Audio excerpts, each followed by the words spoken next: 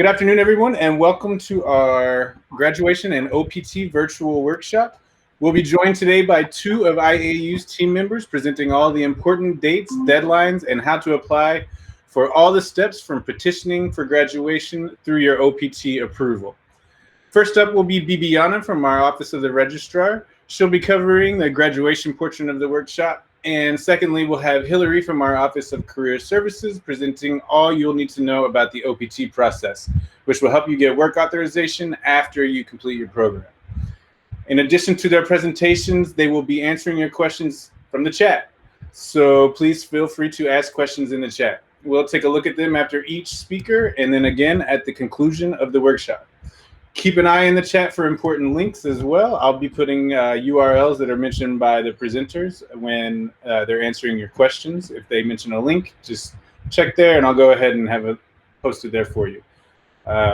Last thing before we get to the questions, if you get distracted and miss some of the details or forget something that was said in this session, don't worry. We'll be emailing a link to a recording of this whole thing on YouTube. So look out for that in the next day or two.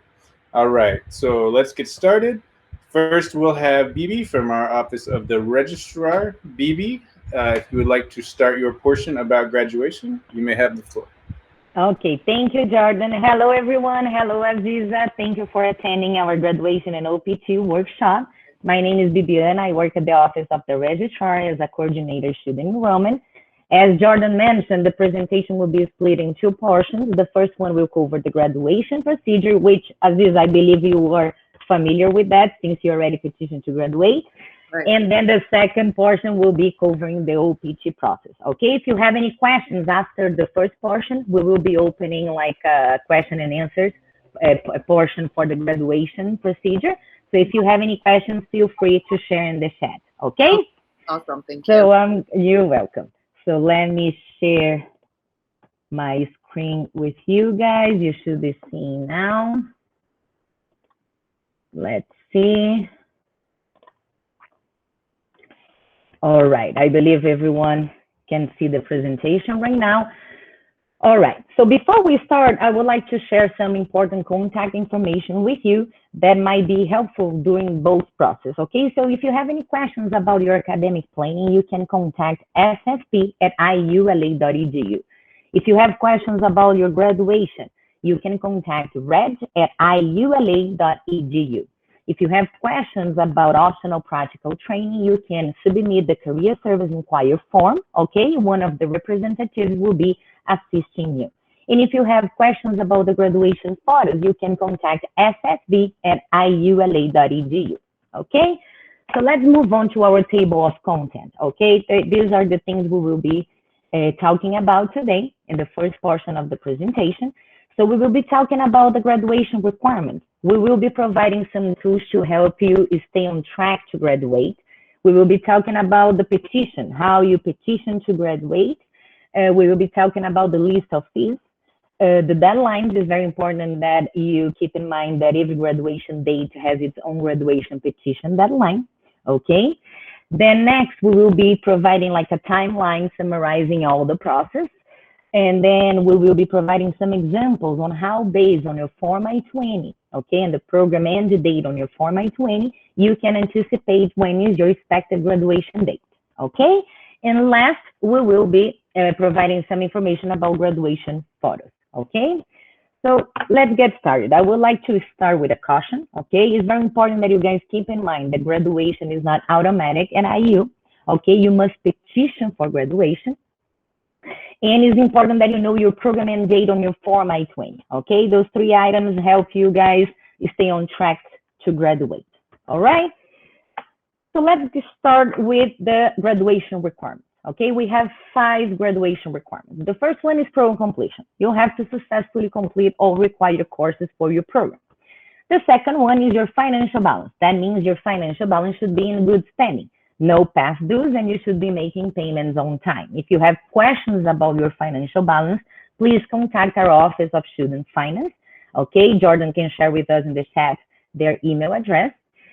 The third requirement to graduate is maintenance of status. For F1 students, that means that you should be in active status in civis.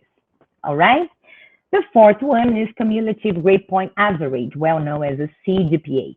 IU does require a minimum per level, okay? So for the graduate level, which includes MBA and GBA program, the minimum requirement is 3.0.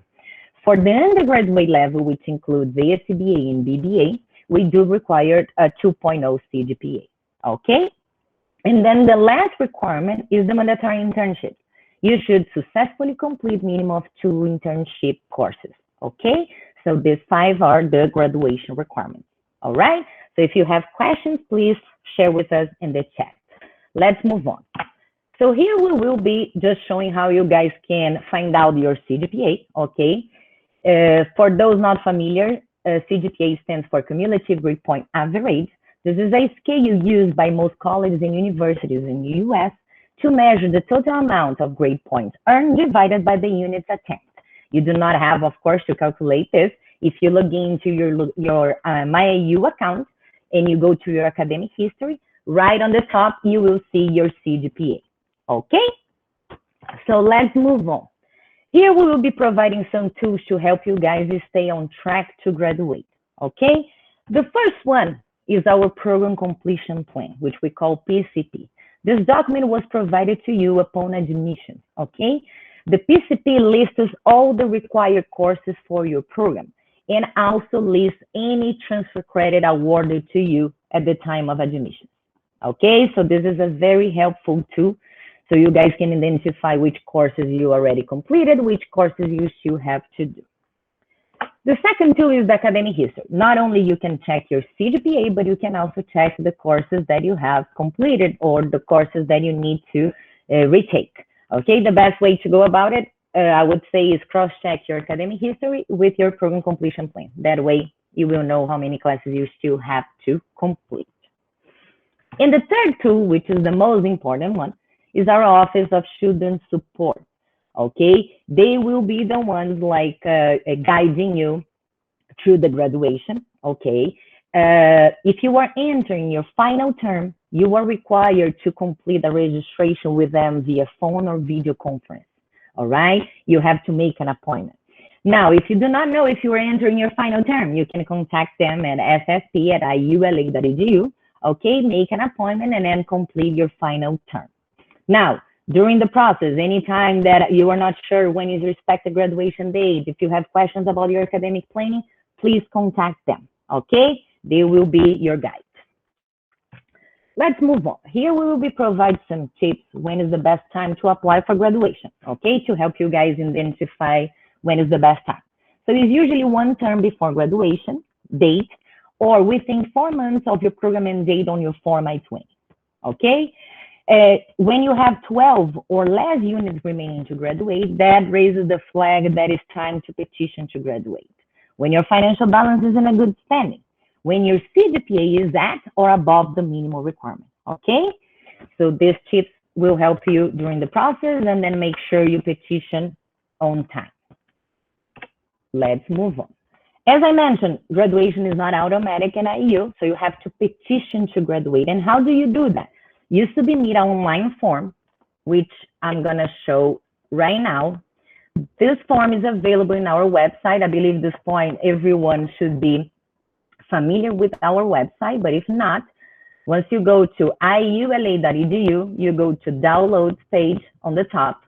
If you scroll down, you will have a session dedicated to graduation petitions, okay? So we have 1 form for each program. So once you click on the form, here I have the MBA one, you will have like some general information. You will be filling out with your personal information, your student ID, your student name, and you will be providing to us your graduation expected date, okay? This date is provided by your student support advisor, all right? So once you finish the first portion of the form, you will hit next, then you will be answering like a quick survey. And then after that, you will click and submit. Once you click and submit, that means that you petition to graduate, okay? So let's go back to the presentation. All right. It's very important to note that just submitting the form doesn't mean that you petition to graduate. You also have to make the payment for the graduation fee, okay? Which is $25 applicable to all students, all right?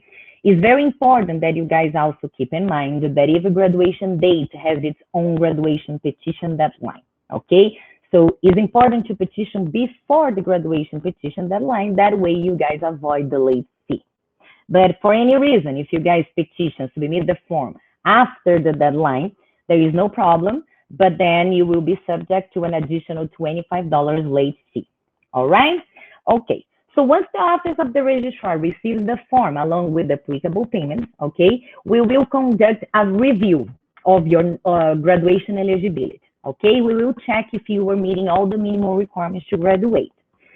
If you are meeting all the minimum requirements, congratulations, you will receive a notice of graduation eligibility letter stating that you are conditionally approved to graduate on your expected graduation date. Okay? Now, if at the time of the evaluation, one of the minimum requirements are not met, you will receive a notice of graduation ineligibility instead. Okay? In that case, you will have to resubmit the graduation petition once the minimum requirement is met. Okay, so let's imagine your CGPA is below the minimum requirement, and then you receive the notice of graduation ineligibility. Okay, once you raise your CGPA at or above the minimum requirement, you will have to resubmit the graduation petition form with no additional cost. All right, perfect. At the bottom, we have like a brief timeline just illustrating how the process goes. So you petition, the office of the registrar will evaluate your graduation eligibility. If all the minimum requirements are met, you will receive a notice of eligibility letter, okay? Once you receive the notice of eligibility letter, that means that you are eligible to start applying for OPT, all right? Then we will go to the next, the last step, which is the graduation itself. You will finalize your last session. Once your final grades are inputted in MyAU, the office of the registrar will conduct a final evaluation of your record to ensure you have satisfied all graduation requirements. If everything is good to go, congratulations at this point. You have graduated from IAU. All right? If you have any questions, again, please share with us in the chat. Let's move on to the list of fees. As I said, there is a graduation petition fee of $25 applicable to all students, okay? And you only have to pay the graduation petition fee if you submit your form and make the payment by the graduation petition deadline. If for any reason you miss the deadline, there is no problem. You can still petition to graduate, but at this time you will be subject to the graduation petition fees plus the late graduation petition fee. So you'll be paying $50 instead. All right, so let's move on. Here is our academic calendar, okay, 2021. It is available in our website. Jordan can help us and share here in the chat where you can find the calendar. So this is IAU's calendar. You can find all important dates in here. I know it's probably hard to see the graduation petition deadline, but I tried to highlight it in here. So as I mentioned, every graduation date has its own graduation petition deadline, okay? The next slide, we have all the dates here, bigger font, so it's easier to see. So here, all those dates are from our 2021 calendar. As you can see, our upcoming graduation is September 15, 2021. The graduation petition deadline has already passed, but you can still submit the form, all right? So let's move on to the timeline. Here we will try to summarize all the process, okay, to make it easier to understand. So your petition starts after you register for your final term. Once you register for your final term, that's the soonest you can submit your graduation petition form, okay? If you submit the petition by the graduation petition deadline, as I mentioned, you only have to pay $25 graduation petition fee. It's very important to note that the graduation petition deadline is always the first day of your last session. So if you are graduating in 21 summer 2, in your case as is, I believe, then the graduation petition deadline is the first day of summer 2, all right? But as I said, if you do not petition by the deadline, you will still have 8 weeks to do so. But at this time, you will be paying the graduation fee plus the late graduation fee, okay? A total of $50. Your last session will end. 8 weeks will pass by. You will finish your last session. Your final grades will be inputted into your MyAU academic history, okay? Once your final grades are inputted, the Office of the Registrar will conduct a final review of your record, okay, to ensure you have satisfied all minimum requirements to graduate. If all minimum requirements to graduate are met, congratulations, your degree will be awarded and your graduation package will be released, okay? The graduation package is typically released within a month from the graduation date. The Office of the Registrar will send you an email notifying that your graduation package is available to pick up at the front desk. All right? And then after that, if you are interested in the graduation photo, that used to be the time to contact our student service team. Right now, we are not offering the graduation photo, of course, because of the pandemic, but our student service team will make sure to inform you guys once we are back with the service. All right? So let's move on to some examples. As I said, here I will mention some examples on how you guys can anticipate when is your expected graduation date based on your Form I-20, on your program end date on your Form I-20. So our first example, we have a student enroll in the MBA program, which the completion time is 2 years. This student start date is September 2, 2019, and the student end date is September 2, 2021 on the Form I-20. Based on the table below, we can anticipate that this student graduation date will be September 15, 2021. This student last session will be summer session 2, and the petition deadline will be June 28, 2021. All right?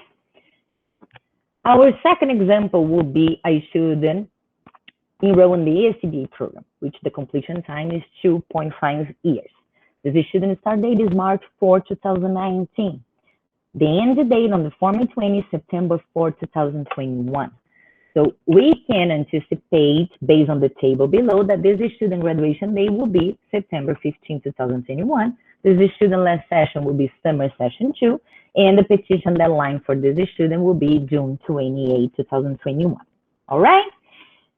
And one more example. We have a student enroll in the BBA program, which the standard completion time is 5 years. The student start date is October 24, 2016. The student's end date on the Form I-20 is October 24, 2021. Based on the table below, we can anticipate that this student graduation date will be November 15, 2021. This student last session will be fall session 1, and the petition deadline for this student will be August 30, 2021. Now, it's very important to note, guys, that this is just one tool to help you guys stay on track to graduate.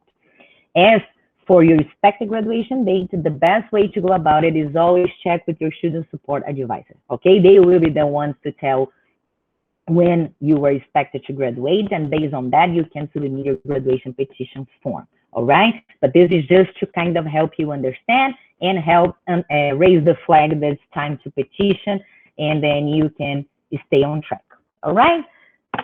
So let's move on to our graduation package. So once you guys meet all minimum requirements, your graduation package will be released. So here is a picture of all the items that includes our graduation package. You will receive a diploma cover, the diploma, the statement of completion, and original transcript. As I said, we will leave your graduation package at the front desk and we will notify you via email, okay, that is ready. Typically, we release within 1 month from the graduation date. We also provide international and national shipping services, okay? So if you don't want to pick up at the front desk, just respond to the email to us, and then we can give more information about shipping services, all right? And then last, some information about graduation photos. IU offers graduation photos, but right now we have been holding on this service because of the pandemic, right? So typically it's $25 fee, includes one printed photo 8x10. We provide all electronic copies of the photos taken. We provide the cap and gown, okay? And if you want to know more information, please contact ssv@iula.edu. All right, as I said, right now we are not offering this, but our student service team will make sure to inform everyone once the service is back. With that, I conclude my portion of the presentation. I hope it was helpful, and let me know if you have any questions. Please tell us in the chat. Thank you very much, BB. I would like to add just an update about the graduation portraits. We recently sent out an email about a little virtual commencement project that we're working on, and so we will be doing some graduation portraits this month, within the month of August. So if Awesome. you are a graduate who is watching this, or a recent graduate, or an upcoming graduate, we will. You should check your email for an email that we sent about doing a commencement project. All That's right, awesome. thank Thank you, you. Jordan. And Hillary will be up next from our Office of Career Services. And she will be going over all of the information we'll need to know about OPT, which will give you work authorization after you complete your program. Hello, Hillary. Hi everyone. So my name is Hillary, and yes, I will be going over the OPT process. Can everybody hear me right now? Yes, yes. Good. Okay, just because I am outdoors, so I hope it doesn't get too loud out here. And if I need to repeat anything, just feel free to let me know. All right, so let's just get started. All right, can you see my screen? Yes. Yes. Okay, awesome. All right. So again, we are going to be going over OPT and what that is. So a couple of things that we'll go over is the difference between CPT versus OPT, how to apply and what documents you'll need for OPT, as well as the timeline, and then also obligations while and after OPT. And then after that, if you have any other questions, just feel free to write them in the chat, and then we can answer those questions during the Q&A. All right. Okay, so what is OPT?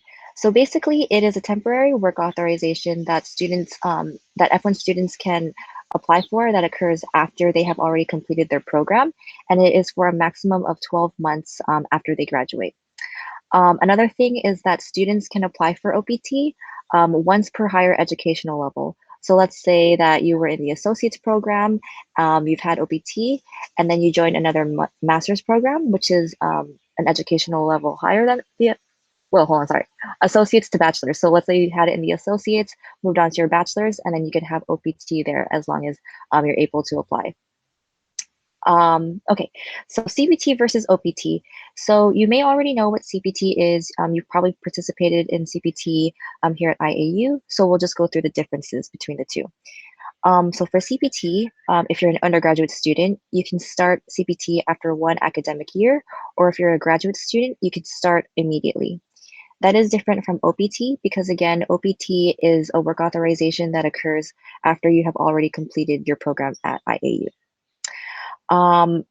For CPT, you do apply through an IAU DSO. So if you remember, you submit all of your CPT documents to us. We process it and then we include it into your CVIS record. For OPT, we do help you with the process and how to apply. However, your application will be going to USCIS for them to basically review and process and approve. For CPT, you must be going to school. So then with that said, it is tied to your curriculum and you also get course credit. So you either are enrolled in Business 440 or for 640. For OPT, again, you are graduated, so it is not tied to the curriculum, meaning that you do not have to take any additional courses to participate in OPT. And then last, for CPT, your work authorization is in the form of an I-20. For OPT, you do get an I-20 from us. However, the other type of the main type of work authorization document that you will receive is an EAD card. All right. So next, there are two ways in order for a student to be eligible for OPT. And the first way is that you have to make sure that you do not exceed 12 months of full-time CPT. So again, just keep track of that. Whenever you apply for a CPT, hold on to your CPT I-20s and make sure that you are not going over 12 months of full-time CPT. If you also want to check with us to see how many full-time CPT months that you've had, you could always check in with an IAU DSO as well. In order to be eligible for OPT, you must also be eligible for graduation, which is something that Bibiana talked about in her presentation. So just briefly, just remember that graduation is not automatic. You do have to complete all of your course requirements, you have to maintain either a CGPA of a 2.0 as an undergraduate student or a 3.0 for a grad student. You must complete a minimum of 2 internships during your time at IAU, as well as maintain your F1 status. You must also have a financial balance that is in good standing by the time you petition. And then last, you must petition for graduation. Again, these are all things that Bibiana has previously mentioned. So we will move on to how to apply for OPT. So at this point, you're already eligible for graduation. Next is the documents that you'll need to apply for OPT. So the first document that you'll need is going to be a notice of graduation eligibility, which is a document that you'll receive from the Office of the Registrar via email. Next is going to be the application for OPT, which you can find on our downloads page on the IAU website. Next is going to be a copy of a passport, and this cannot be expired. If it is close to expiring, just make sure that you're applying for a new passport, and then you could also provide us with that receipt. Next is going to be a copy of your visa, as well as a copy of your I-94, and then 2 photo headshots. And something about the photo headshots is that they have to be 2 by 2 inches on a white background, and they cannot be previously used for any other applications. So if you use them for like a passport or any other government applications, just make sure that you are using a completely new one. Oops, sorry. All right, can everybody still hear me? Am I still good? Yes. Okay, awesome, thank you. Yes. Okay, so next for documents, you will need to provide a copy of a Form I-797 Notice of Action. And this is a form that you'll receive if, let's say, that you came into the United States not as an F1, let's say you came as a B1, B2, and then you changed your status into an F1 during your time here. So you will typically receive an I-797 that shows that approval. So if that applies to you, just feel free to also have that document ready. Another document that you'll need is another Form I-797 or an EAD card if you've already applied and were approved for OPT. So let's say in your program before IAU, let's say that you applied for OPT in your previous university, just provide us with the notice of action that shows the approval or your EAD card. And then last is going to be a copy of your Form I-20s for CPT from any non-IAU program.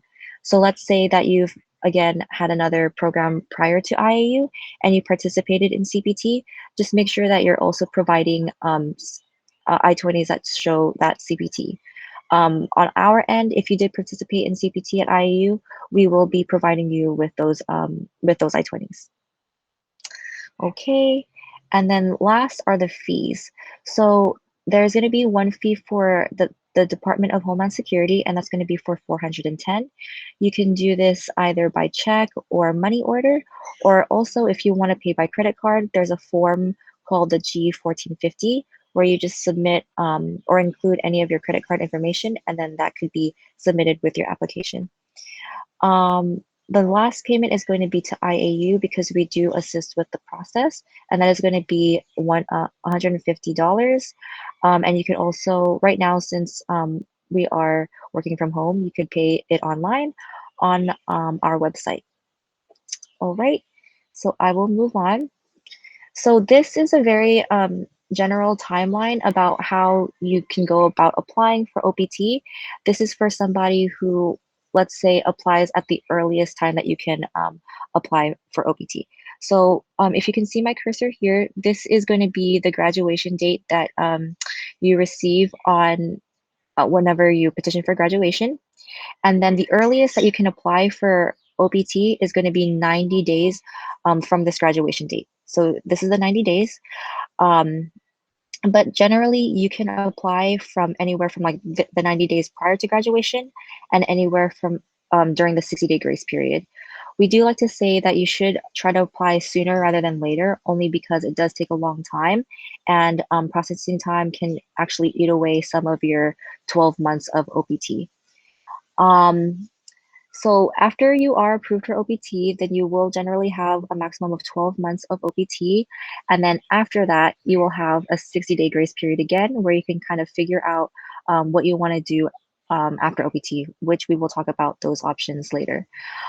Just some things to keep in mind is that it can like processing time typically has been taking a little bit longer than usual. So for example, we like to tell students that it is supposed to be around 90 days of processing. However, we've had some students who their processing time has taken up to 6 months.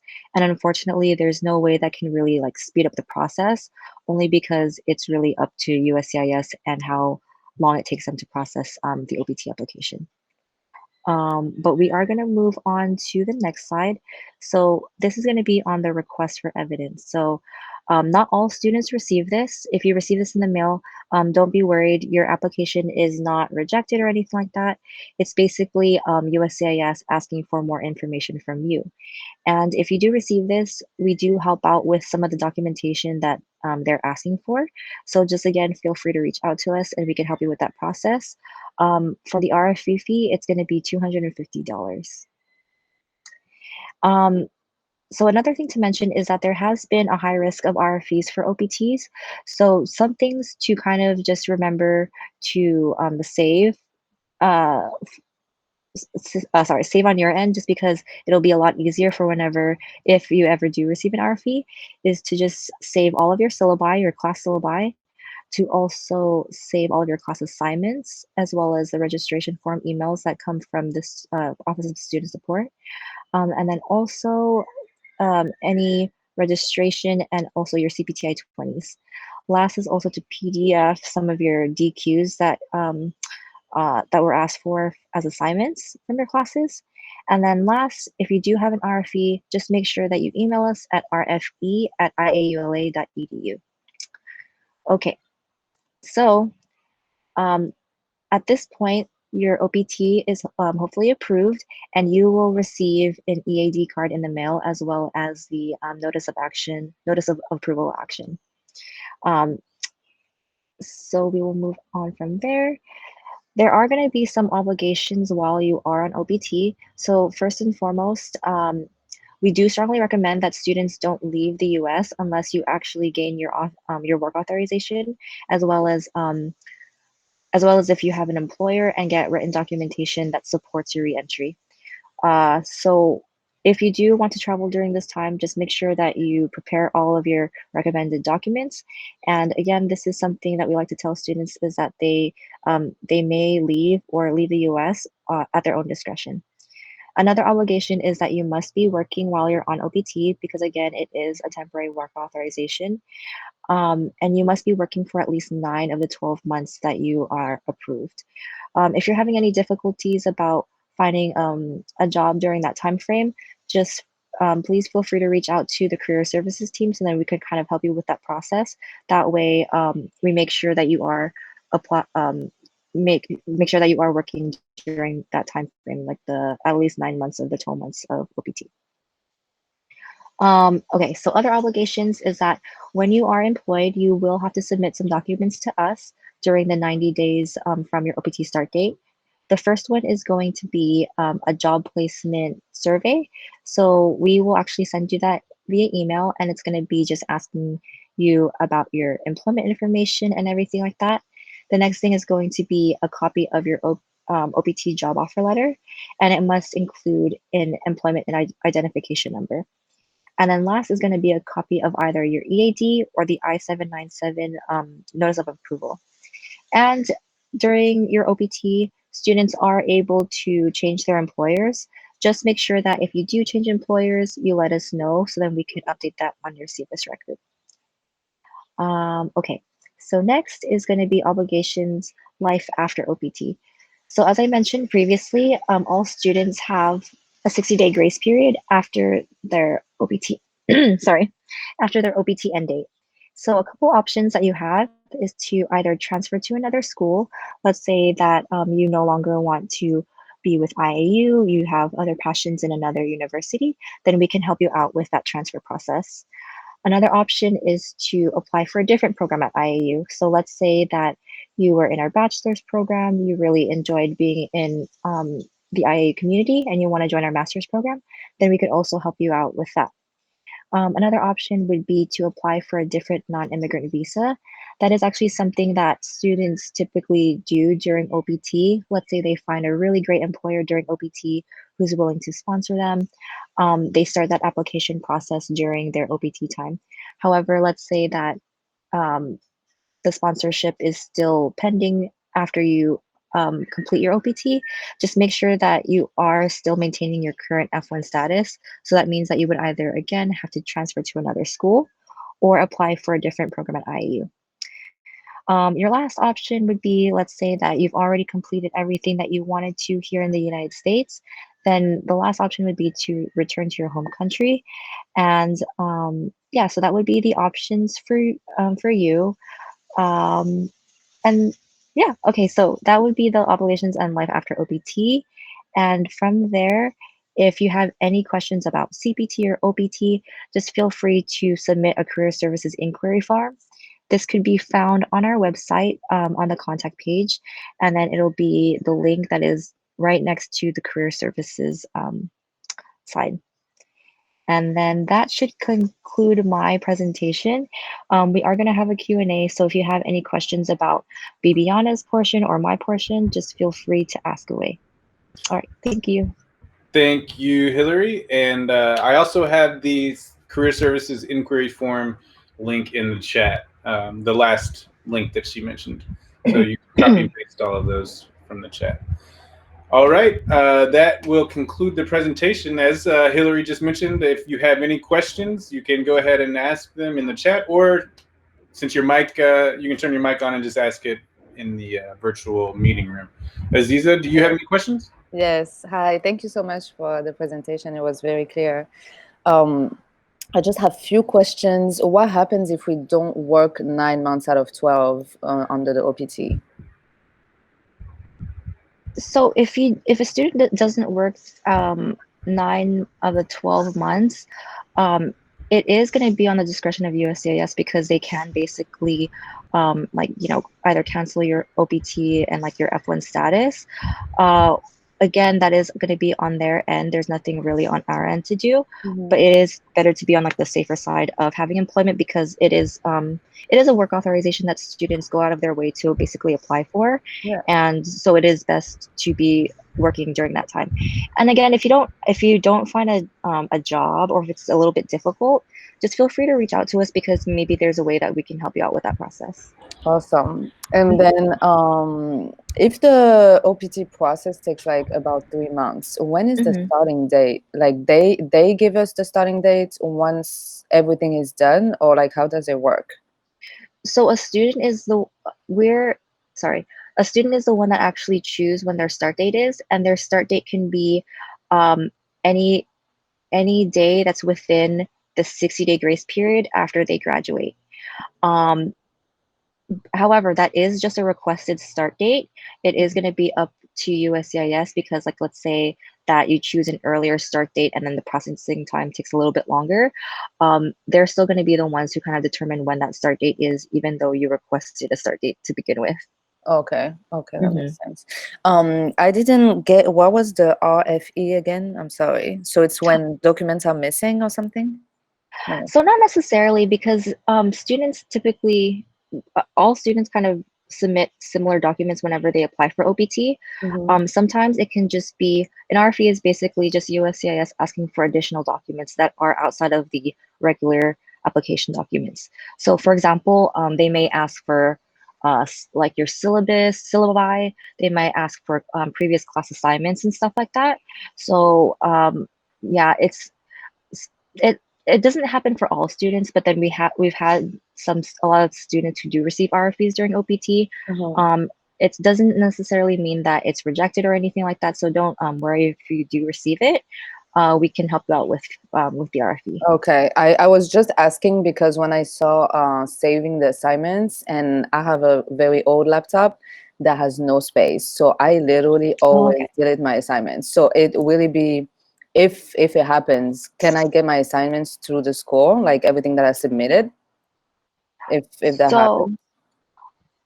Someone might have to correct me. I think that there is a way that we can get those. It's just it's very difficult, especially after a certain period of time, because previous classes are just, you know, a I lot would older. I would Yeah, ask. I would have to defer that to the RFE at yeah. Okay. Thanks, Jordan. iu.iula.edu email because I'm not sure what the current process is with that. I used to work on those, but I don't anymore. So Okay. I mean, unless the IT service could help me, I don't know. I'm assuming even if I did it from my laptop, maybe there's a way to find it. I don't know. I don't know. We'll see if that happens, I guess. Yeah, right, I yeah, think not just like everybody gets an RFE. mhm. I Yeah. don't know what percentage of people who apply are getting RFEs right now. So Mm. hopefully you don't get one, but we'll see. Right. We'll see. And then, well, how does it work, the traveling outside of the USA during the OPT? It's like depending on my holidays with my employer, right? That's it. Yeah, so like when I mentioned about the traveling, it is again up to the discretion of the student. We just want to make sure that like at least if you are traveling, that you're doing it when you are fully approved of OPT and when you have an employer, because basically like let's say that you travel outside of the US, Uh-huh. some documents that they may be asking you is like, a letter from your employer saying that you've had these vacation dates and that you're going to return on a certain date. So Mhm. we just want to make sure that if you do travel, that you have appropriate documentation and like leaving and entering the US. So using, for example, using the delay of the OPT process to go back home because it takes like up to 90 days, that would be like a bad idea.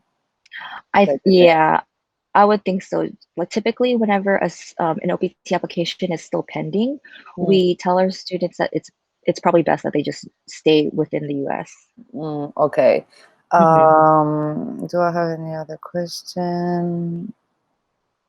No, that's it. Thank you Okay, so much. great. All Of right, course. thanks for those good questions, Ziza. Also, remember we will be sending a link to you within the next few days, and we'll be posting a link on our social media pages as well. Um, so you can find it there. And thank you guys, Hillary and Bibiana, for your Thank presentations. you. Thank And you. we can go ahead and wrap this up. Everybody have a good day, and we'll see you Thank next time. you. Have a great day, guys. Bye. Thank you so much.